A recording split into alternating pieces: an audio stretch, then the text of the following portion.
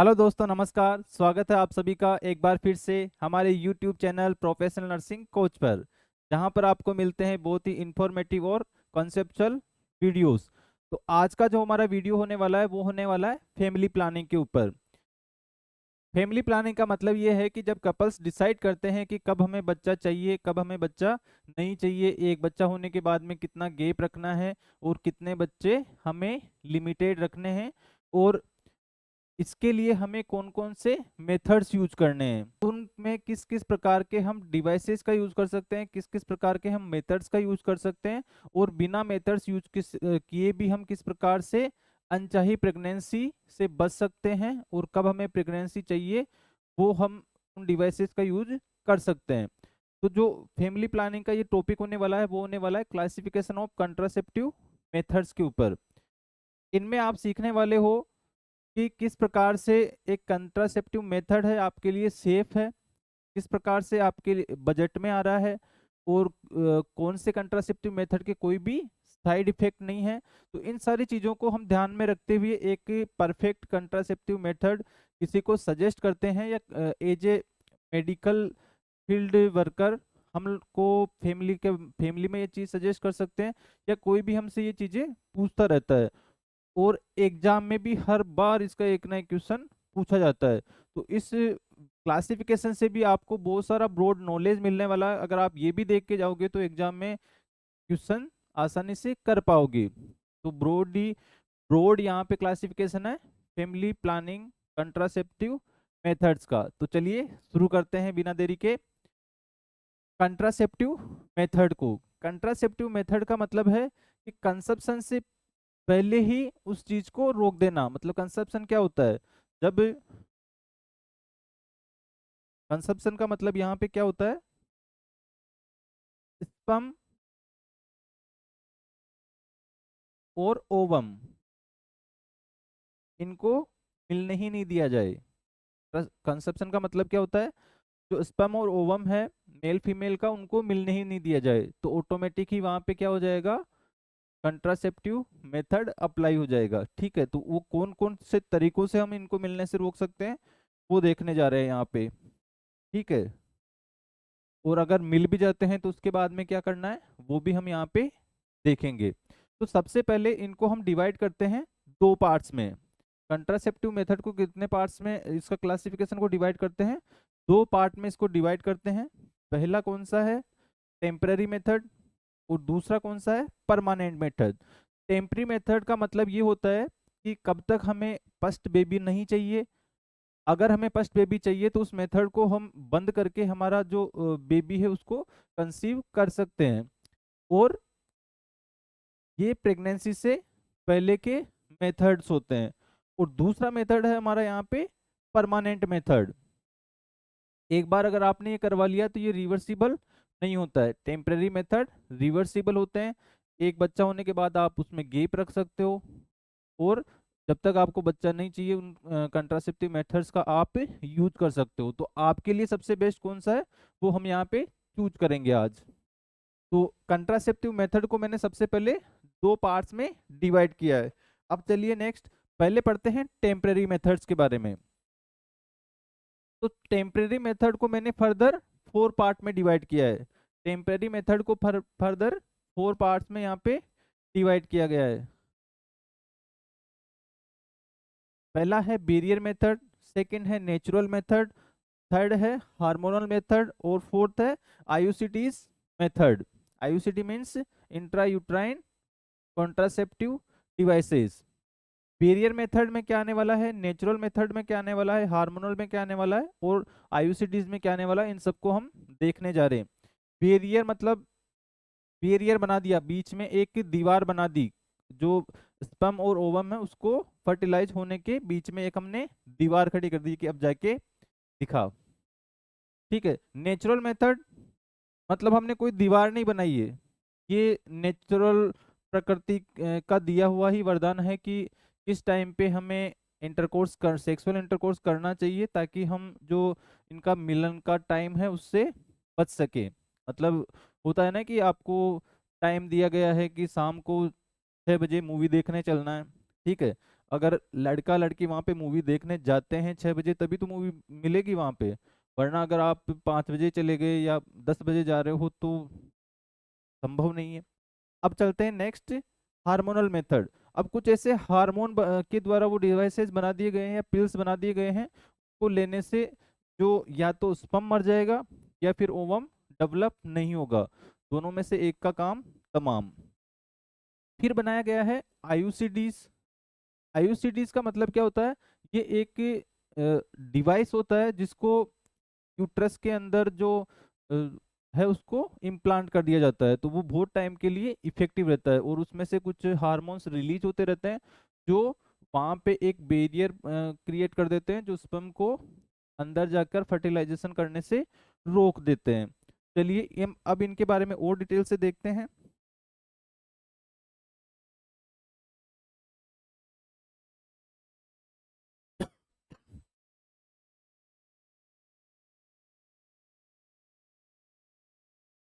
हमने 4 प्रकार के मेथड्स यहाँ पे देख लिए हैं। अब सबसे पहले देखते हैं हम बैरियर मेथड के बारे में।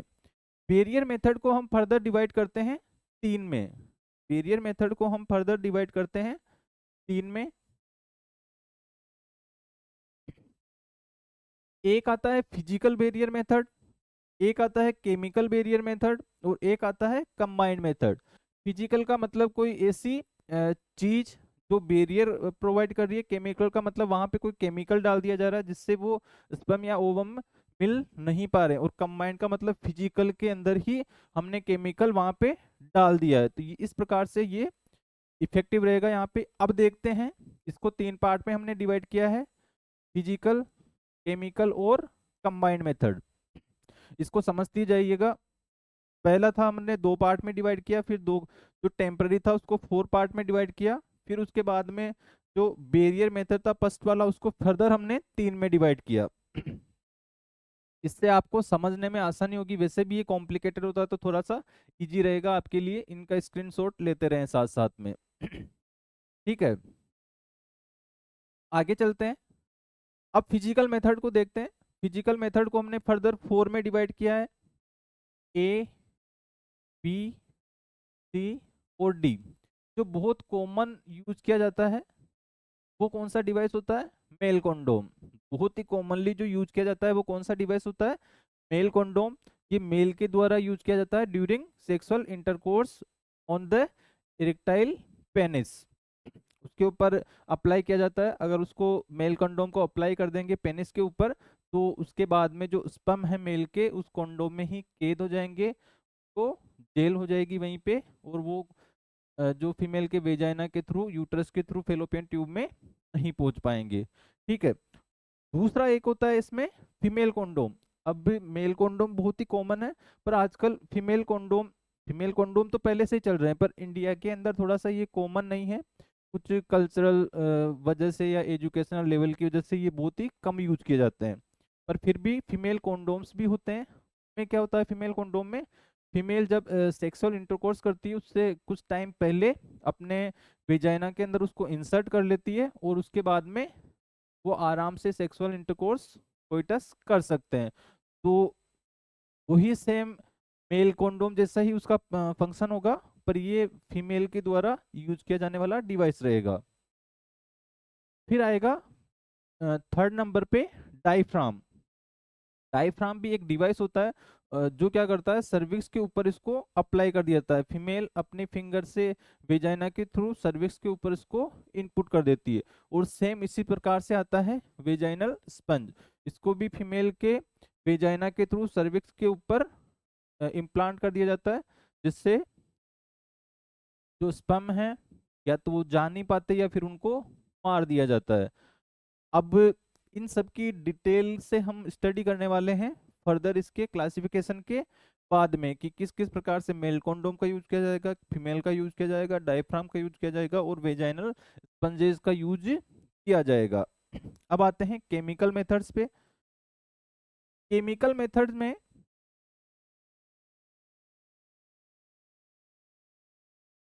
मेथड्स में यूज किया जाता है केमिकल्स का जो स्पर्मिसाइडल्स होते हैं, मतलब स्पर्म को वो मार देते हैं, जिंदा नहीं रहने देते। अब मैं इसकी अगर बात करता हूं तो इसको फर्दर हम डिवाइड करते हैं 3 पार्ट्स में। फर्दर हम किस में डिवाइड करते हैं, इसको भी 3 पार्ट्स में डिवाइड करते हैं। इसमें आता है फोम टेबलेट्स।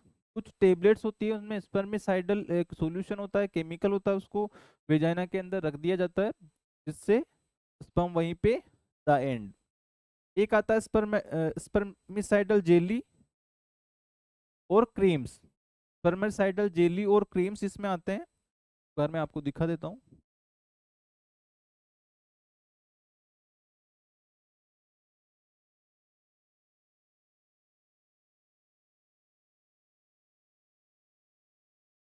स्पर्मिसाइडल जेली और क्रीम यहाँ पे देखने को मिलते हैं। उनका भी यूज किया जाता है फीमेल के वेजाइना के अंदर ही। वेजाइना के अंदर उनको रख दिया जाता है जिससे स्पर्म और ओवम का मिलन नहीं हो पाता। और आती है सपोजिटरीज। सपोजिटरीज टेबलेट फॉर्म में आती है, छोटी छोटी वाइट कलर के ऐसे सपोजिटरीज आती है, उनको भी इंसर्ट कर दिया जाता है फीमेल के वेजाइना के अंदर। तब के बाद भी क्या नहीं होता है, कोइटस। टेस्ट तो होगा पर मिलन नहीं होगा वहां पे, ठीक है। तो ये 3 चीजें यहाँ पे केमिकल मेथड में यूज की जाती है। इनका डिटेल से हम स्टडी करेंगे हमारे नेक्स्ट वीडियोस में। अब आता है कंबाइंड मेथड। अब कंबाइंड मेथड क्या होता है, कंबाइंड मेथड में फर्स्ट और सेकंड दोनों को अप्लाई किया जाता है। जैसे डायफ्राम हो गया या जो वेजाइनल स्पंज है उनके अंदर ही केमिकल को मिक्स करके यूज किया जा रहा है वहां पे, ठीक है। ये हो गया हमारा कंबाइंड मेथड, तो इजी है। अब आते हैं हमारे नेचुरल मेथड्स क्या क्या है। नेचुरल मतलब प्रकृति के द्वारा दिए हुए। सबसे पहला इसमें आता है, सबसे पहला नेचुरल मेथड क्या है, विड्राउल मेथड।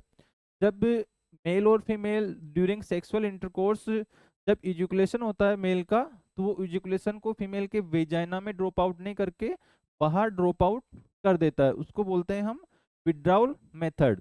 मतलब जो एजुकुलेशन हो रहा है, जो सीमन निकल रहा है मेल का ड्यूरिंग सेक्सुअल इंटरकोर्स, वो वेजाइना में नहीं छोड़कर उसको बाहर छोड़ देगा, होता है विड्राउल मेथड। अब इनके कितने सक्सेस रेट होते हैं, किस प्रकार से इसको किया जाता है, वो सब हम फर्दर वीडियोस में देखने वाले हैं। तो आगे चलिए। दूसरा आता है सेव पीरियड या कैलेंडर मेथड। सेव पीरियड या कैलेंडर मेथड भी बहुत फेमसली यूज किया जाता है। ये यूज किया जाता है जैसे बिफोर 7 days और आफ्टर 7 days। इसका भी मैं डिटेल से बताऊंगा। First day of menstruation, first day of menstruation, इसका किस प्रकार से यूज किया जाता है वो हम फर्दर देखेंगे। मतलब जो पहला दिन होता है मेंस्ट्रुएशन साइकिल का, उससे पहले के 7 दिन और पहले दिन से लेकर 7 दिन अगर उसमें सेक्सुअल इंटरकोर्स किया जाता है तो प्रेगनेंसी वहां पर नहीं होती है, कंसेप्शन वहां पे नहीं होता है। ये होता है सेफ पीरियड या कैलेंडर मेथड। कैलेंडर में आप उसको नोट कर सकते हो कि कौन सी डेट को मेरा पीरियड आ रहा है, उससे 7 दिन पहले और 7 दिन बाद तक सेफ है, ठीक है। तीसरा आता है यहाँ पे बीबीटी, बेसल बॉडी टेम्परेचर। ये भी एक मेथड होता है। फीमेल का जब ओव्यूलेशन होता है वहाँ पे उसका टेम्परेचर इंक्रीज होता है, तो उस टेम्परेचर इंक्रीज को माना जाता है कि वो ओव्यूलेशन हो रहा है, तो उस दिन मतलब आपको 24 से 48 आवर्स तक सेक्सुअल इंटरकोर्स नहीं करना होता है। वहां पे क्या हो रहा होता है, ओव्यूलेशन हो रहा होता है। अगर इधर से ओव्यूलेशन हुआ, इधर से स्पर्म गया, दोनों का मिलन हो जाएगा और बच्चा हो जाएगा। फोर्थ नंबर पे आता है सर्वाइकल म्यूकस मेथड। ये भी उसी प्रकार से देखने को मिलता है। सर्वाइकल म्यूकस मेथड में क्या होता है, जो ओव्यूलेशन होता है उस टाइम पे फीमेल्स के जो वेजाइना है उससे एक लिक्विड म्यूकस टाइप में निकलता है, चिपचिपा सा, वो हार्ड थिक म्यूकस होता है। तो उसको देखकर भी आइडिया लगाया जा सकता है कि उस टाइम पे ओव्यूलेशन हो रहा है या होने वाला है। एक आता है एब्स्टीन मेथड कि डोंट हैव सेक्स, ओके, दूर रहो। तो ये नॉट अप्लाइबल है जो मैरिड कपल्स है उनके लिए। फिर आता है 6 नंबर पे लैक्टेशनल एमनोरिया। जो फीमेल्स होती हैं जिनकी डिलीवरी हो चुकी होती है, जो अपने बच्चे को ब्रेस्ट फीडिंग करवा रही है, मतलब लैक्टेशनल मदर जो ब्रेस्ट फीडिंग करवाती है। तो एक्सेसिव ब्रेस्ट फीडिंग में क्या होता है, वहां पे भी 6 पीरियड माना जाता है। एक्सेसिव ब्रेस्ट फीडिंग जो फीमेल करवाती है उस ड्यूरेशन में भी 6 पीरियड माना जाता है कि वहाँ पे कंसेप्शन होने के चांसेस कम हो जाते हैं, वहाँ पे प्रोलैक्टिन हार्मोन है वो ज़्यादा होता है। ठीक है, तो ये आ गए हमारे नेचुरल मेथड में, हम किसी चीज़ का यूज नहीं कर रहे हैं, मतलब बाहर से कोई भी डिवाइसेज वगैरह केमिकल वगैरह का यूज नहीं करते हैं, ये प्रकृति के द्वारा ही दिए हुए हैं। फिर आता है हार्मोनल मेथड्स। फिर कौन सा आता है, हार्मोनल मेथड। हार्मोनल मेथड्स में कुछ हार्मोन्स का यूज किया जाएगा, जैसे एस्ट्रोजन हो गया, प्रोजेस्टेरोन हो गया, प्रोलैक्टिन हो गए। इन हार्मोन्स को हम करते हैं क्योंकि फीमेल के जो मेंस्ट्रुएशन साइकिल्स होते हैं में ये हार्मोन्स का ही कहीं ना कहीं यूज होता है या रोल होता है, वही कहीं ना कहीं जो प्रेगनेंसी अचीवमेंट है उसको परफॉर्म करते हैं या स्टेब्लिश रखने में काम करते हैं। तो इसमें 2 प्रकार के होते हैं। फर्स्ट होता है ओसीपीज, ओरल कंट्रासेप्टिव पिल्स, और दूसरा होता है डिपोर्ट प्रिपरेशन, कुछ इंजेक्शन टाइप की होती है, उनको हम देखने वाले हैं। तो सबसे पहले देखते हैं ओसीपीज। इसमें सबसे पहले आती है वीकली पिल्स। वीक में 1 या 2 पिल्स का यूज करो, टेंशन खत्म। फिर आता है मंथली पिल्स, पूरे मंथ आपको जो फर्स्ट मेंस्ट्रुएशन स्टार्ट होता है वहां से लेकर एंड तक यूज करनी होती है। दूसरा आता है कंबाइंड पिल्स। तीसरा क्या आता है, कंबाइंड पिल्स। कंबाइंड पिल्स में क्या होता है, ये वीकली और मंथली इन दोनों का ही वहाँ पे रूप देखने को मिलता है, दोनों का ही वहाँ पे रूप देखने को मिलता है। और फिर जैसे माला एन माला डी का नाम सुना होगा आपने, माला एन माला डी। ठीक है, एक फ्री आती है, एक के पैसे लगते हैं। फिर एक आता है इमरजेंसी 72, एक आता है इमरजेंसी 72। ये पोस्ट कोइटस एक्ट के बाद में यूज किया जाता है। अगर गलती से किसी ने कोई मेथड यूज नहीं किया है और उनमें सेक्सुअल इंटरकोर्स हो गया है तो विद इन 72 आवर्स इस टेबलेट का यूज करके वहाँ पे प्रेगनेंसी को, कंसेप्शन को रोका जा सकता है। तो इनका भी यूज हम आगे देखने वाले हैं। और एक आता है मेल्स पिल्स। ठीक है, फीमेल फीमेल को नहीं खानी है, मेल भी खा सकते हैं। ठीक है, तो मेल पिल्स के बारे में बात करेंगे। ये हो गए हमारे उसी पीस के बारे में। अब बात करते हैं हम रिपोर्ट प्रिपरेशन में कौन कौन से आते हैं। में आते हैं इंजेक्टेबल आईएम मेथड के द्वारा लगने वाले, और आते हैं सबक्यूटेनियस मेथड से लगने वाले। वो कौन कौन से होते हैं उनको देख लेते हैं एक बार।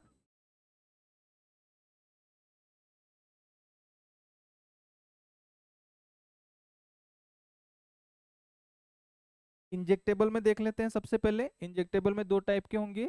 एक तो डेम्पा नाम से आता है, डीएमपीए, जो 3 महीने के लिए एक बार लगा दिया जाता है, आईएम यहाँ पे लगता है ये, और उसके बाद में छुट्टी हो जाती है। उसके बाद में फिर से लगाया जाता है, थोड़ा सा महंगा वाला है वीआईपी लोगों के। और एक आता है एनिटियन, के बारे में भी हम डिटेल से बाद में बात करेंगे। तो ये 2 टाइप के आ गए इंजेक्टेबल मेथड में। एक आते हैं सबक्यूटेनियस मेथड। ये सबक्यूटेनियस नोर प्लांट होते हैं, जो सबक्यूटेनियस हमारी लेयर होती है, सबक्यूटेनियस लेयर उसके अंदर रखे जाते हैं और कुछ टाइम तक ये इफेक्टिव रहते हैं, उसके बाद में फिर से इनको रखना पड़ता है। ये हो गए हमारे रिपोर्ट प्रिपरेशन। वापस से चलते हैं।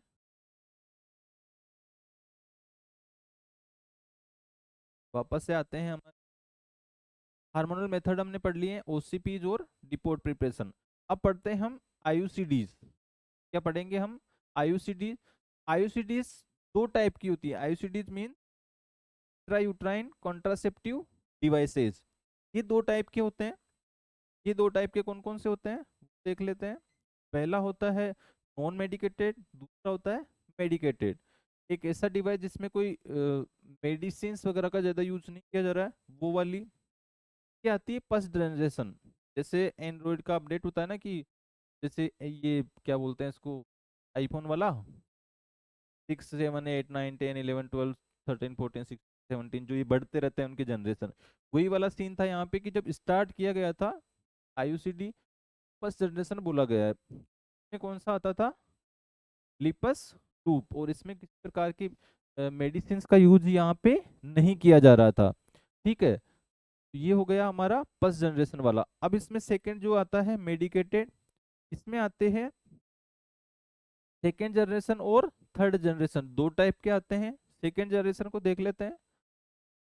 सेकेंड जनरेशन में कौन कौन से आते हैं, कॉपर टी 200 और 225, कॉपर का वहां पे यूज किया जाता था उन डिवाइसेस में, और जो 200 है और जो टी है वो टी उसके आकार से बनाया गया है, वो सब हम डिस्कस करेंगे, पूरे का क्या मीनिंग होता है वो हम बाद में डिस्कस करने वाले हैं। तो कॉपर का इसमें यूज किया जाता था, 200 का मतलब उसमें जो उसकी अमाउंट थी कॉपर की, या जो में डाला गया था उसकी, उसके ऊपर है कि ये कितने टाइम तक चलने वाला है। एक आता है नोवा टी और एक आता है मल्टी लोडेड 375 और 380। ये बहुत फेमस क्वेश्चन एग्जाम में पूछा जाता है। तो कितने साल तक यूज किया जा सकता है, 10 साल के लिए ये इम्प्लांट कर दिया जाता है फीमेल के यूट्रस के अंदर। ठीक है, आगे चलते हैं हम। सेकेंड जनरेशन के हमने देख लिए हैं, अब चलते हैं हम थर्ड जनरेशन में।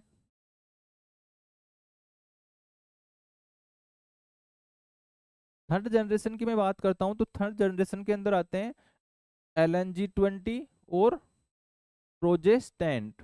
LNG-20 और प्रोजेस्टेंट, इन सब के बारे में डिटेल से बाद में देखेंगे, अभी केवल हम क्लासिफिकेशन देख रहे हैं इनका। तो ये मेडिकेटेड नॉन मेडिकेटेड दो हो गए आईयूसीडीज मेथड्स के अंदर। तो ये हो गए हमारे टेम्पररी मेथड्स जिनको हम वापस से रिवर्सिबल कर सकते हैं। ठीक है, कॉन्ट्रासेप्टिव मेथड अपन पढ़ रहे हैं। कॉन्ट्रासेप्टिव मेथड में हमने पढ़ा कि ये टू टाइप के होते हैं। टेम्पररी में हमने पढ़ा barrier method, natural method, hormonal method और आईयूसीडीज मेथड, और फर्दर हमने उनको डिवाइड किया था। अब पढ़ते हैं